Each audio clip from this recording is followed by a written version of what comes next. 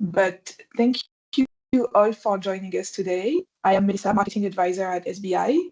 And if you are here, it's because Kenza, the one and only, our AI expert, is about to walk you through an AI project she led from start to finish. Wait, sorry about that. Okay.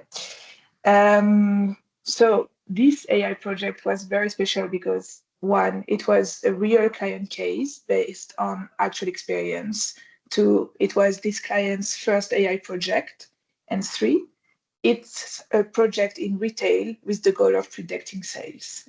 So Kenza is going to walk you through the whole project and tell you everything there is to know about it. But that a perfect transition. Before we get to that part, I am going to quickly introduce you to the company behind this webinar. So SBI. SBI, who we are working for, is a consulting firm founded in 2009. And today we bring together over 350 experts, as you can see on this slide. We have a presence across North America, so here in Montreal, but also in the US and in Mexico. And we are also present in the rest of the world, with our headquarters being in Paris, France. So our expertise is organized around three main areas. First, SBI data for data platforms and business intelligence analytics. Two, SBI EPM for financial performance and transformation. And three, the reason why you're all gathered today, SBI AI, to support organizations in artificial intelligence projects. So we do work with a broad technology ecosystem with always one simple goal, helping our clients turn their data into decisions. And that's exactly what Kenza is going to tell you about today, because Kenza is an AI and data science consultant here at SBI. She helps organizations deploy concrete AI projects with the same focus I just told you about, turning data into solutions that are generally useful and adopted on the ground. Kenza holds a degree in computer science and cognitive science, which gives her both a strong technical foundation and a deep sensitivity to the human side of AI. And she has a particular interest in governance, responsible AI, and how these systems integrate into real organizations.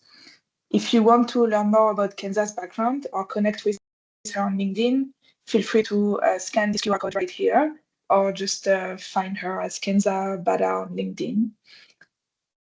So we really hope this webinar inspires you. If you have any questions throughout the webinar, feel free to drop them in the Teams chat or in the Q&A section, which I will send a message on right away so that it pops up for you.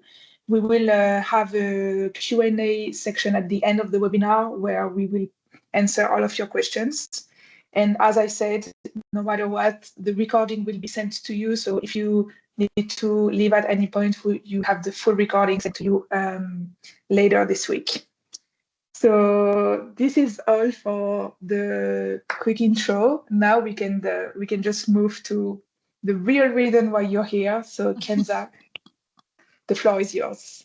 Thank you so much, Melissa. I feel like a superstar with you like introducing me. You sure are. Well, yeah, let's get started, guys. Super happy to be talking to you.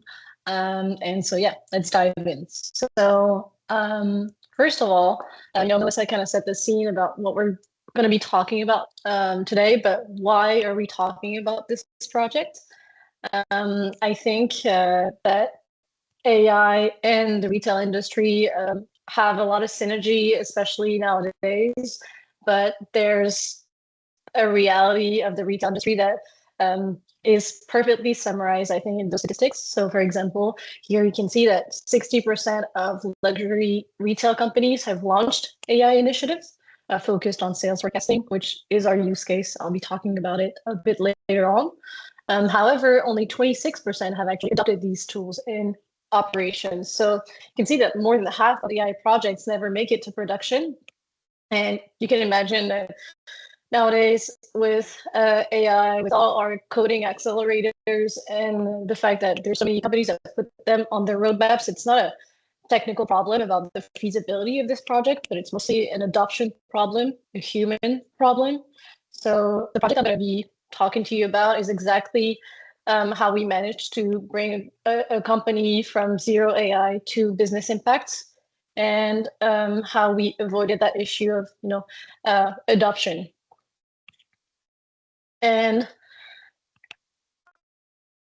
yeah, and yeah, I think mostly the reasoning behind this webinar is that I've been to a lot of conferences, I've seen a lot of webinars, and a lot of times there's talks about very high level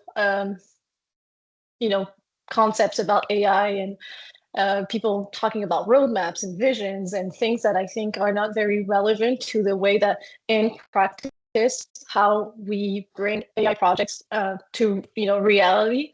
So I wanted to talk to you about my first AI initiative in a low maturity industry. I meant that because there's low adoption, as we could see in the last slide. And I'll be talking to you about how the role of the data scientist is evolving, how we're no longer just behind our notebooks, and our expertise is not just technical. We need to be working towards that AI adoption, and what really matters, I think, goes beyond metrics. I think accuracy is not enough anymore, and so we'll be talking about real obstacles to adoption and why a lot of times they're not purely technical. So now I'll be setting the scene a bit more about our clients. And so, small disclaimer, like technically our project was with a luxury brand, but of course that applies to all retail customers. Yeah, small disclaimer. But as you can see, AI in retail is accelerating. So about 78% of luxury retail brands consider AI among their top 10 strategic priorities. However, the operational reality is quite different, right? So there's huge projected annual growth. Our client had it in their roadmap. However, in their operations, for sales forecasting, they had an existing group tool, but it was hardly actionable locally, so they couldn't use it. So most of the planning was done in Excel, so completely manually. And so decisions relied heavily on human expertise. And some people can be a little shocked to see that, especially when you know that AI is accelerating. However, it's the reality for many companies. And I think there's huge strength, especially in retail. Most retail companies have incredible expert teams with deep knowledge of their products, their markets, and their customers. However, yes, they do have a low AI maturity in the sense that nowadays not a lot of them have integrated AI into their operational processes. Another challenge that they might encounter is that a lot of times they have information that's spread across multiple tools, across ERP, spreadsheets, older databases. So before we can even think about building AI models, we often have to spend a lot of time just bringing the data together. So that was just to set the scene a bit about the reality of AI. And so the real question is not really how should we use AI, it's really how do we turn these strong human capabilities into data-driven decisions. And so we're not going to revolutionize everything with our AI projects, especially with retail, as I said, very expert teams. But however, the whole point is to assist them better and avoid having those very heavy manual processes. So next slide, I think, is if you have to remember anything about what I say today, I think it all comes down to this. In the end, AI projects don't fail because of the code. They usually fail because people don't understand the AI tools that they have, and they don't trust the results. So yeah, trust really does matter more than code. And so we'll be showcasing that today. Now that I've set this scene a little bit more, what was the project actually? So it was a machine learning algorithm that we developed to help them do their sales planning. So you guys if you're in the retail industry, you might already know, but sales planning is predicting or planning how many products should be ordered for each store, each channel over the next 8 months, for X months, for example.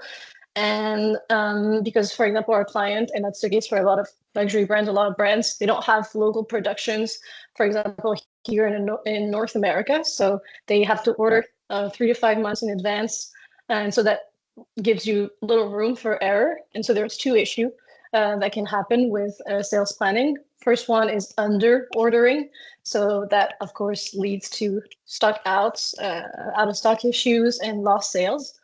And then on the other hand, you have over ordering. So that leaves you with excess inventory, tied up capital, which is expensive, and forced markdowns. Sorry. And you can imagine that, in the luxury retail industry, they don't really like to do markdowns.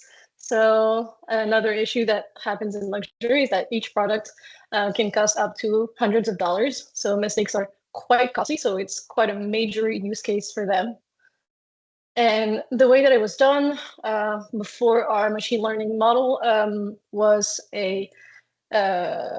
it was quite a very manual process, as I mentioned before. You had about 15 Excels to update every month, quite an important volume of data, so about 600,000 historical combinations of products and stores.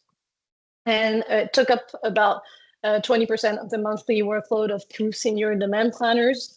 And so, our process kind of went like this. You had the extraction of the different data sources, and then it was consolidated into these Excel files. Then a lot of calculations lived in those Excel files, and some of them were quite time consuming. And of course, after that, they had to do a lot of adjustments based on their expertise to kind of refine the predictions or the sales planning. So yeah, it was quite a very intense process for them. And of course, that kind of is also the perfect ground for an AI project, as you can imagine, because you have a time-consuming manual process. Sorry, it took up 2-3 days per month, and it was very prone to human error, to refresh issues, for example, consolidation errors.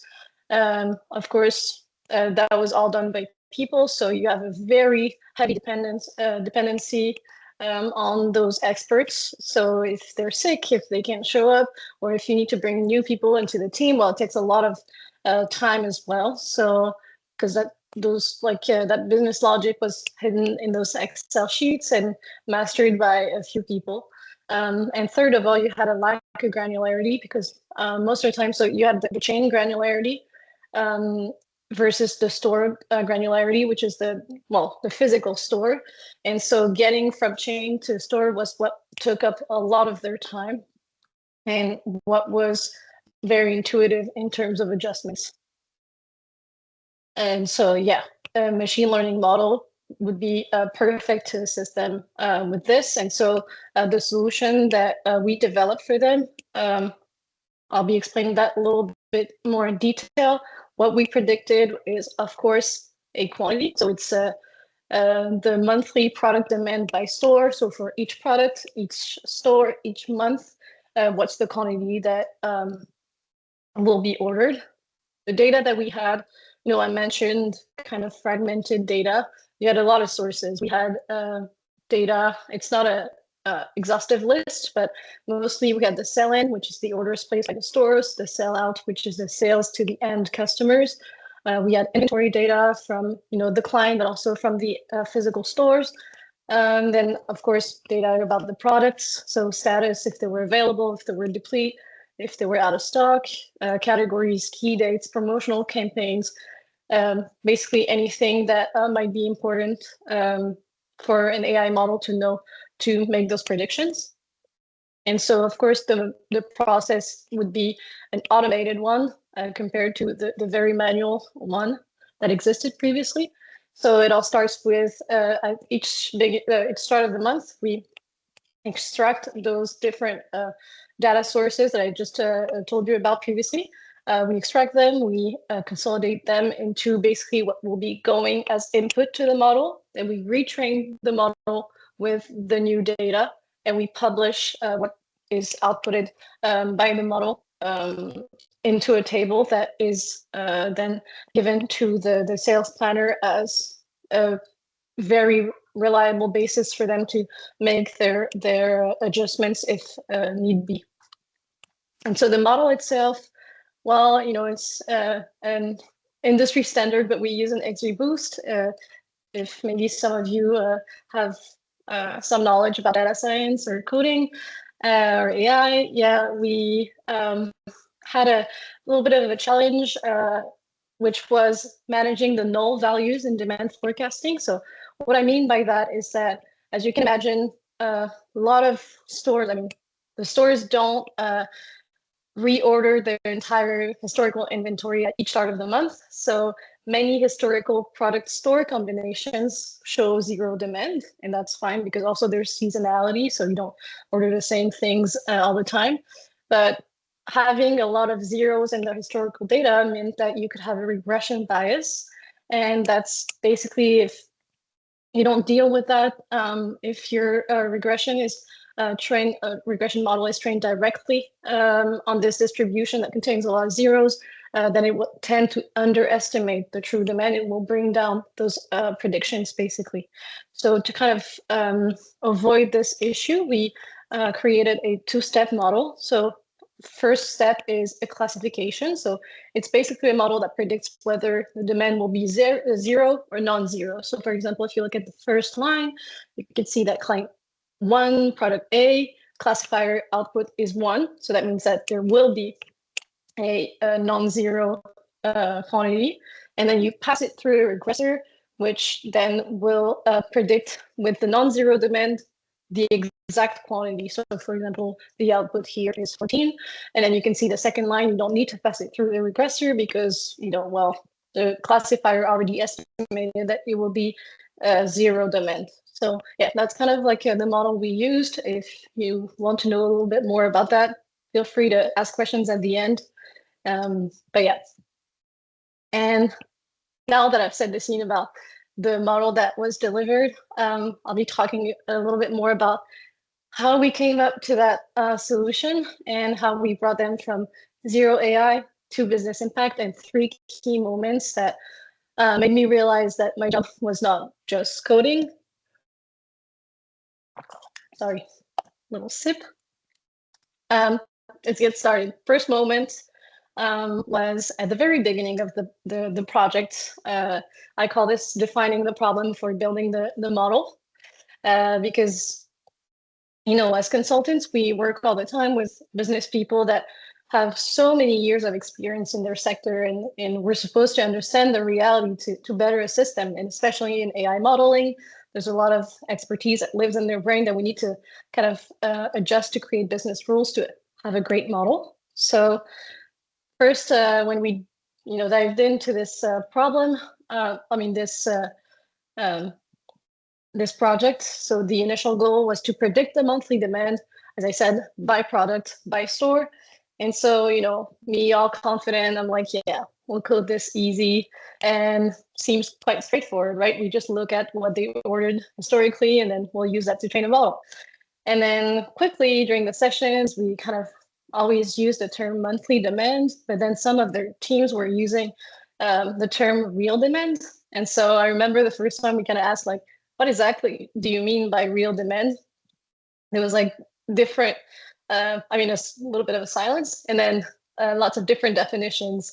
And so that's the moment where we realized that we needed to step back, even though we hadn't even started basically, but we needed to rework the way that we were going to build business rules to understand their operational reality. So at that moment, before even touching the model, I realized that we kind of have a language problem.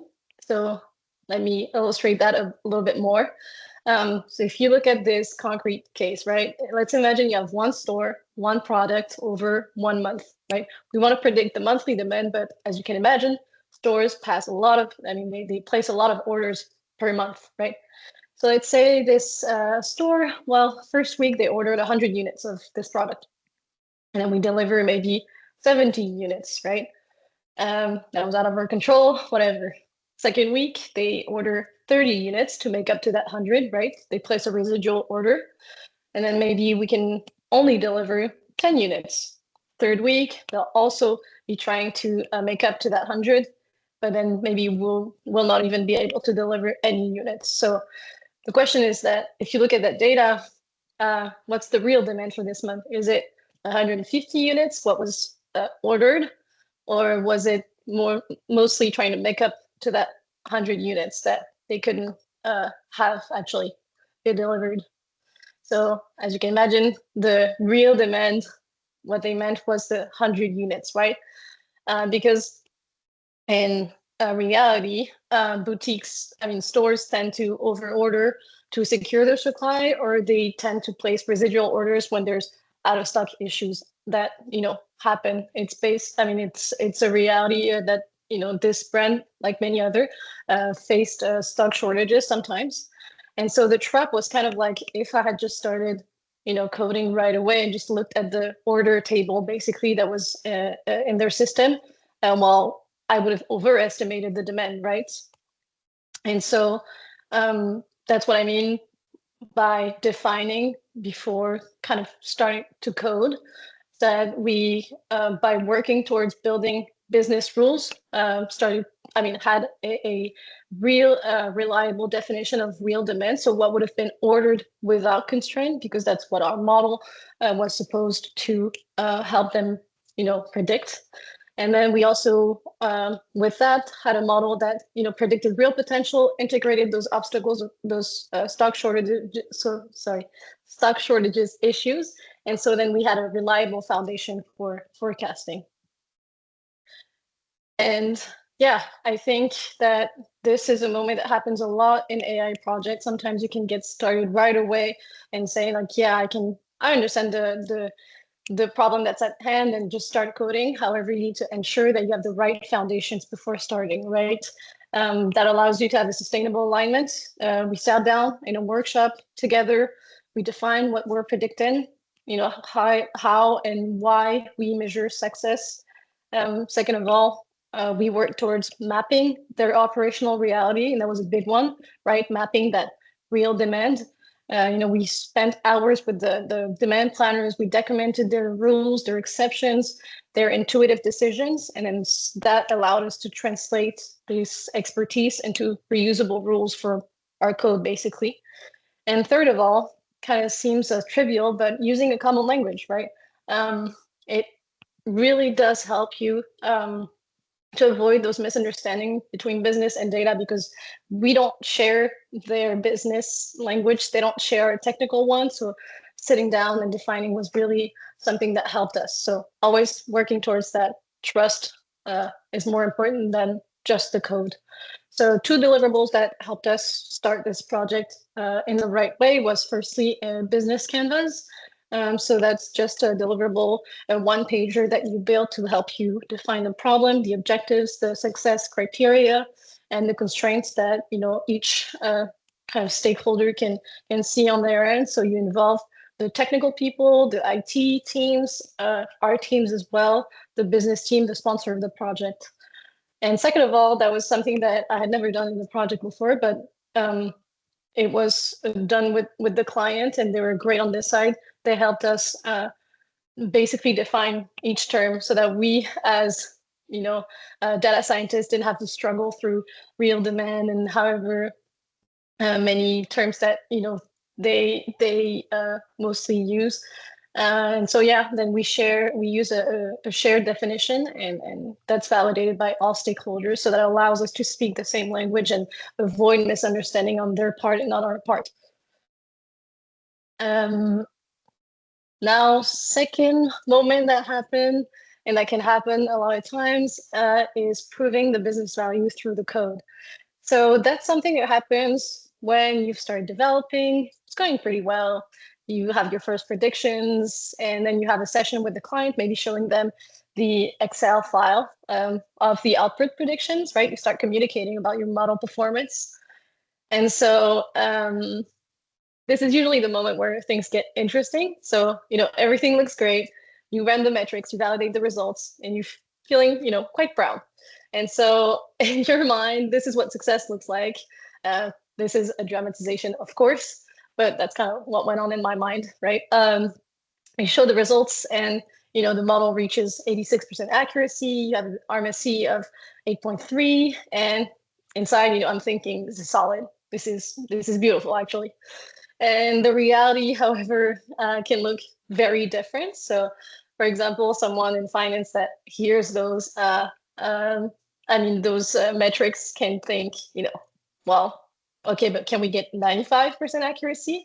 And so that kind of is the moment when you realize something, that these numbers on the left, right, they don't really mean value yet, especially for stakeholders like someone that's maybe a VP finance, right? They mean technical performance. And so those people, what you need to show and what they really want to know is, how much money does this save? How much risk does it reduce? How many better decisions does this enable? So the challenge in data science is not just building a good model. It's also a very important part is translating the performance of your model, into business impact. So because until you do that, the value of the model is sometimes very invisible, actually. And so why does this gap happen? Well, yeah, why do we feel that the model is good, and then sometimes the business is not convinced? Usually there's three reasons. Well, firstly, nobody was measuring the human performance, so the initial process was never measured. So since there's no baseline, it can happen that they compare my model, the 86% accuracy, to maybe a fantasized ideal. They might think, well, the initial model was like, I don't know. I mean, the initial process was very reliable, so 86 is not enough. Second of all, the diversion language. I talk in forecast accuracy, RMSE. And then on the other hand, it's usually, well, can I trust it to place an order? So we're not really using the same language here. And third of all, of course, there was a decontextualized standard, 95% forecast accuracy. I've never seen that in real life. So if these people are not technical, so of course, that might not mean a lot to them. So there is a double standard. AI must be perfect and humans can make mistakes. So for example, if you say that a model is 86% accurate, well, they hear the model is wrong by 14%. And so that means that the model doesn't work for those 14%. However, if the current process has a 20% error, well, it's very easy for people to understand that, well, that's normal, it's complex, the complex issue. And so two things to help you kind of avoid those issues is, well, firstly, measuring the performance gains, and second of all, using business language. So first of all, measuring the performance gains, well, as I said, the initial performance was never measured before. So you need to calculate the initial performance. So just look at what maybe the senior demand planners outputted in the past, 3-5 months, and then just look at the actual. So maybe you have an initial performance that has an average error of 25%, but they have a processing time of 2-3 days per month, right? It took up 20% of their time. Well, if you put that next to the model performance, that, yes, our average error is 14%, but our model processing time is 4 hours per month. And that's not even 4 hours when you need to look at the model running. It just is the retraining and the consolidation of the input data, for example. So that's side by side. It really does help for you to communicate about your model performance and avoid that perception bias. And second of all, it's quite trivial as well, but using business language and translating to business impact really changes the whole game when you start talking about your model performance. So for example, saying 86% accuracy might not mean a lot. It's better to say, well, my model makes X times fewer errors than the previous process. An RMSE of 8.3, well, again, not something that really, you're not going to show the VP Finance what that means and the formula behind this. What you can say instead is, well, this prevents approximately 150K in lost sales per quarter, well, automatically their eyes are going to lit up more than if you are talking about technical terms. And then and the last point is about processing time. Well, if you say that the model takes 4 hours to run, they might think that a machine learning model usually takes, I don't know, 15 minutes. So, they're not going to be very impressed. So saying instead you gain 2 days per month for strategic analysis because you free up the time from your senior demand planners, or right away, you're going to have much more understanding between the two parties. And then third moment that can happen is delivering the 95% now rather than the 100% never. So what I mean by that is that this usually happens kind of, I'm going to say, at the end of your project. You've clarified, you've translated business value. Well, now you kind of need to deliver. And so what can happen is what I call like a complexity spiral. So for example, first week, we predict monthly demand as I told you about. I thought it was going to be easy. Then we had the real demand definition. And then fourth week, we're starting to hear about, well, what about, putting back, if we can predict the discontinued model, what about e-commerce? And, you kind of have that existential question of at what point do we stop adding complexity and we just deploy, right? Because in the end, you're going to have to deploy and not push this back any further. And so this perfectionism trap means that, we could have spent months covering 100% of the cases, but by doing a deployment strategy, by doing a little bit of an analysis about our scope, we can easily end up with a deployment strategy. So for example, here we analyzed the scope of the model. So we could see that if we focused on the core product catalog, we already cover 80% of the cases, 80% of the volume. And it takes about, let's say, 6 weeks of effort. But if we try to include discontinued products, e-commerce, edge cases, and rare scenarios, well, you quickly add up months of deployment. So the question kind of becomes do we wait months for perfection, or do we deliver value now? Well, of course, they also want to have their solution. So in this case, the smart move is simple. You deploy the first version, which is 80% of what matters most, and then you improve incrementally with V2 and V3. Because I think especially in AI projects, impact comes from iteration and not perfection. I think we work with a lot of unknowns, especially in AI projects versus maybe BI projects that, have variables like the quality of the data, the availability of the data. But especially with AI, there's a lot of times that you can have seemingly perfect data, but you really need to see it in action to understand if it's viable or not. So to kind of the two principles that we kind of use to avoid the perfectionism trap is, well, firstly, the 80-20 rule, quite famous, right? But you identify the part of the problem that gives you 80% of the value and, for the most optimal effort. And then, of course, just as important, you clearly document what is in and out of the initial scope. Because if everything in the scope, well, your project will never ship. So, and then second of all, think deployment strategy, not perfect model. You gotta work by iterations, like any good project. So version 1 will target the majority of cases. That's your quick win. And then once it's in production, we can gather real user feedback. And that feedback will help you drive what is important for V2, V3, and the product roadmap down the line. So in other words, you don't build the perfect solution first. You learn your way to it in production.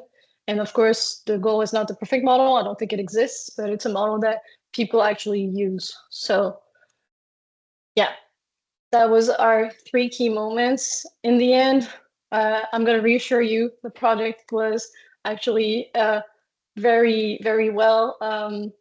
After 6 months, we had a very good results. We had 86% of forecast accuracy. The manual performance, we estimated about 70%. And that's something the client actually, communicated to us, is that we had about 40% of their time that was from the demand planners that were estimated to be saved. So we went from, those 4 manual steps that, I told you about to an automated process that runs at the start of every month. And, they can have their predictions and then work and like fine tune them. But yeah, we had 8 different data sources consolidated, and we unlocked as well new features for them. As I said, they had a lack of granularity, and now we were able to, with machine learning, basically have a prediction at the store level with the different, their strategy for ordering and whatever. All of that is learned by the algorithm. And then we could also calculate via the business rules that we put in place the real demand, as I told you about. And also we could estimate the lost sales per store with the different rules that we devised with the delivery quantities and so on. And so, yeah, it was quite I think, interesting project in terms of how many steps can an AI project take the wrong turn if you don't pay attention. And I think those 3 lessons are, worth remembering. Firstly, that you need to translate before coding. We're not just devs. We're the bridge between the business and the tech. And so if I don't understand the business problem, I'll just code really fast and in the wrong direction. Second of all, we show value, not technique. Nobody wakes up in the morning and is like, right, I can't wait to use a model that has 86% of accuracy. But, if you might wake up in the morning and say like, well, I'm going to be, 2 days faster in my demand planning. So that's something to look forward to. And as we talked about, measure the baseline, translate it into business terms, and of course, compare to the existing process to see the gain. And third of all, deliver now, iterate later. I think perfectionism kills like a lot of projects more than code bugs do. So an imperfect system in production, I think, is better than a perfect system that doesn't exist. So yeah, I think it was quite important for me to kind of discuss this project. I think helped me learn as well, like better about my role. That technical expertise, of course, remains essential. I think we, of course, need humans to build tools, optimize models, ensure quality. But I don't think it's enough anymore. I think business expertise and the way that we can bridge the gap between the two makes all the difference. I think understanding the hidden rules, taking the time to discuss with different stakeholders shows the true value, I think, of the data scientist in 2026. And so, yeah, again, trust is always more important than code. And yeah, that's it for me. I hope you have some questions. I'll be there to answer them, and I'll leave the floor to Melissa now. Thank you so much, Kenza. Once again, that was very interesting. It's the second time I hear. It's actually the third time that I'm hearing this conference after the first one at HEC Montreal. Yeah. Then the if webinar we don't count in French. The dry runs, if we count the dry runs, I think you've heard it a bit too much. I know it by heart, and it's always very good. You'll do it next time. We do have a quick question here. How long does the moment 1 take in general? Oh, that's a good question, because I don't think you ever leave moment 1. It's something that can happen very early on, but it never kind of leaves you the need to try to go back and re-add maybe business rules that you've haven't thought about before, of maybe the client hasn't thought of before. So for example, in our case, we were like almost to production. And when I told you about the third moment, that at what point do we stop adding complexity? Well, a lot of times we did have to add that complexity for them to have an end product that is reliable and satisfactory. So we did have to go back and say, well, all right, we can see that in the model performance, this segment of product is not doing well. Well, what's the specificity? What business rule can we add to improve basically the accuracy? So I think you need to really push back writing the first line of code as much as you can. Of course, I'm not telling you to only have sessions and then not write anything, but however, you don't have to be scared of going back and reworking things and having like those alignment sessions even down the line. That makes a lot of sense.